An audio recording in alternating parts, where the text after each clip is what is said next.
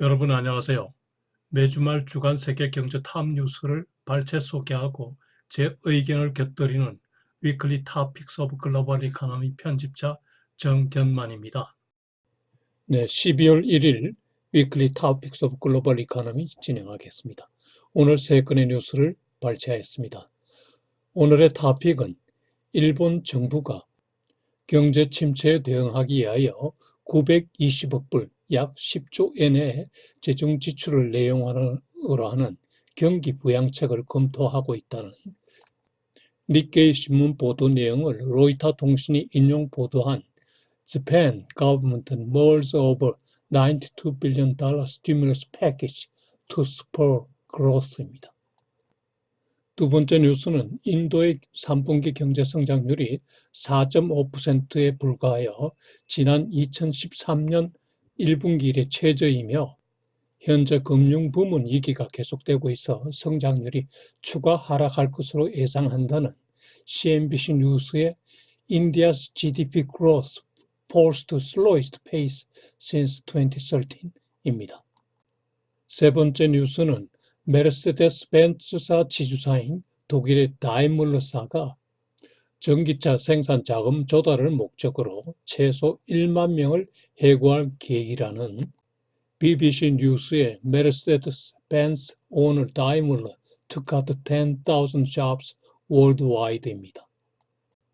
네, 오늘의 토픽 Japan government mulls over $92 billion stimulus package to spur growth. 니케이, 로이터 통신 보도 내용입니다. 일본 정부는 920억 불 이상의 재정 지출에 의한 경기 부양책을 검토 중이라고 지난 토요일 니케이 신문이 보도하였습니다.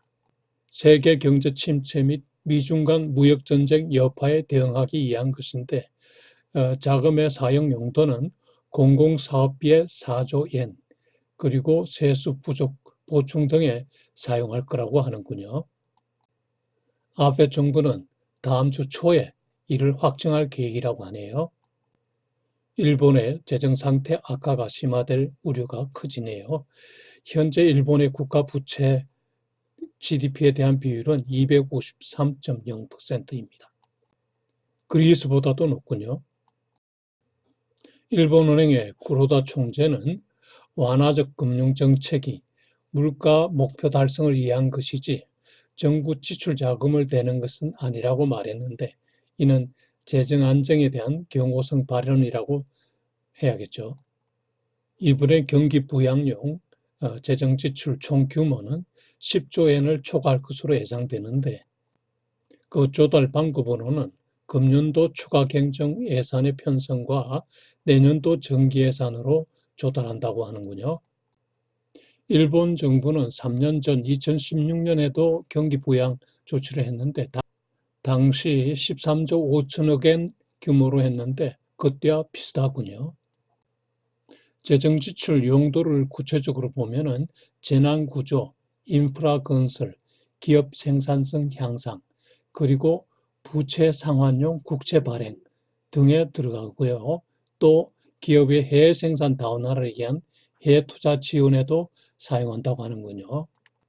그런데 올해 일본의 세수는 당초 예상보다 2조 엔 정도 줄어들 것이라고 하는데 경기 침체 때문이죠.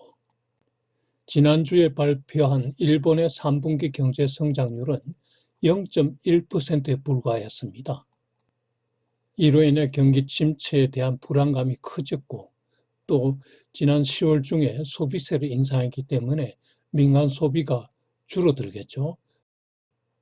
네, 여기서 일본의 확장적 재정 정책과 관련한 제 생각을 말씀드려 보겠습니다. 일본의 경제 침체 우려는 지금 현재 확산되고 있죠. 성장률 하락 추세를 보면은 그 우려가 현실로 다가설 소지가 커지고 있다고 보여야겠습니다. 2018년에 0.8% 성장, 그리고 금년 1분기에 0.5% 성장, 2분기에는 0.4%, 그리고 3분기에 0.1%까지 추락하였습니다. 그리고 대여건, 미중 무역 전쟁이나 세계 경제 침체 등 대여건 악화가 계속되고 있죠. 그리고 일본 사람 스스로 대표적인 기술 산업이 약화되고 산업 경쟁력이 약화되고 있음을 지적하네요. 경제 침체를 우려하지 않을 수 없는 상황이라고 봐야겠습니다. 한편 일본은행의 완화적 통화정책은 이미 한계에 도달했죠. 금리는 이미 초저금리, 더 이상 내릴 수가 없죠. 현재 기준금리가 마이너스 0.1%입니다. 그리고 이미 다량의 국채를 매입한 상태이기 때문에 더 이상 양적 완화 정책도 취하기 어려운 상태죠. 이로 인해 정부 부채가 많음에도 불구하고 확장적 재정 정책을 추가 채택하지 않을 수 없는 그런 상황이 된 거죠. 참고로 아베 정책, 아베노믹스에 대해서 한번 리뷰해 보죠. 그 주 내용은 완화적 통화 정책, 확장적 재정 정책, 그리고 구조 조정인데 아베노믹스가 거의 성공하는 듯 했으나 작년 이후 조금 회의적인 시각이 커지고 있습니다. 좀 더 지켜봐야 하겠죠. 네, 오늘 두 번째 뉴스. India's GDP growth falls to slowest pace since 2013. CNBC 뉴스 보시죠. 인도의 3분기 경제 성장률이 4.5%에 불과한 것으로 나타났습니다. 이는 2013년 1분기 이래 최저인데요.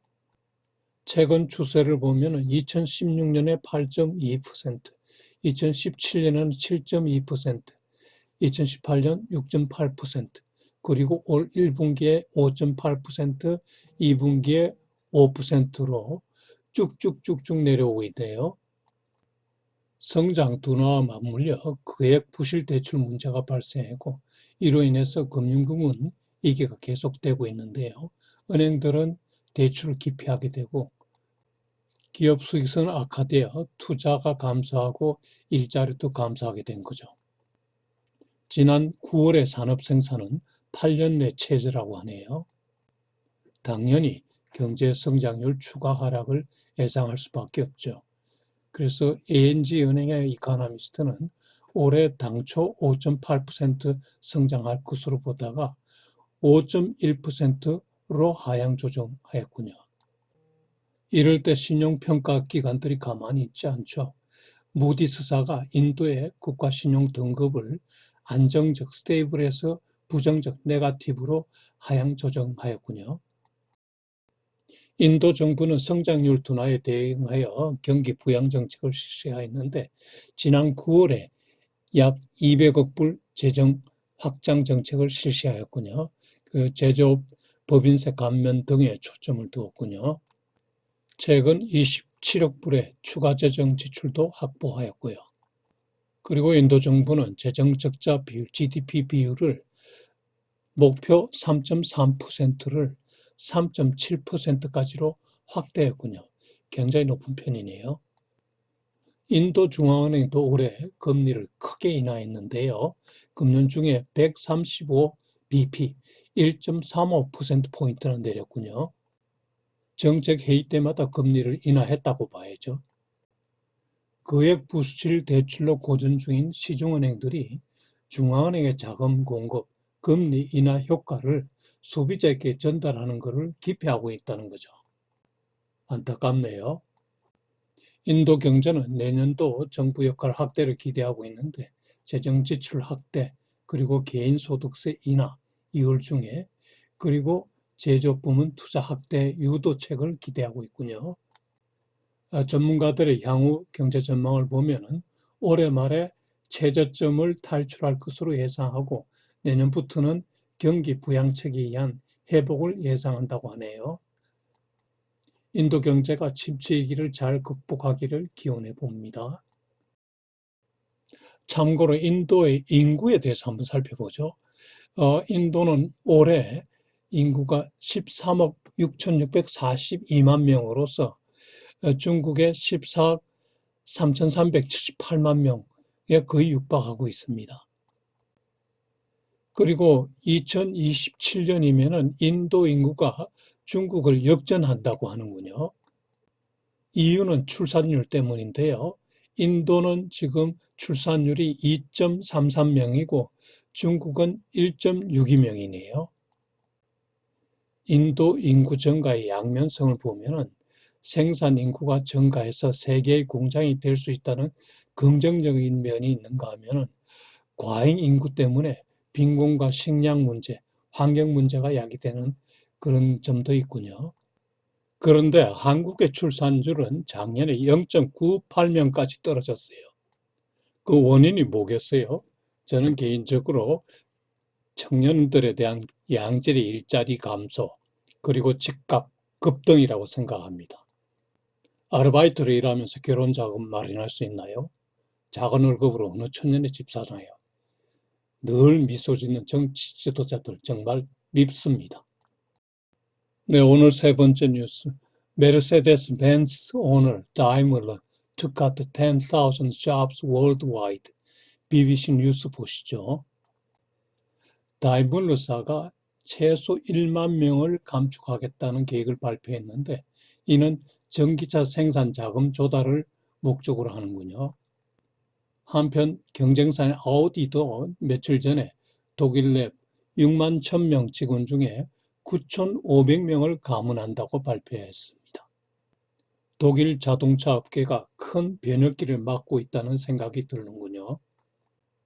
다이머러사는 전기차 개발을 위해 대규모 투자 프로그램을 선언하고 경쟁력 강화, 자금 조달을 위해서 2022년까지 인건비 감축을 약 1.4 빌리언 유로를 한다고 하네요.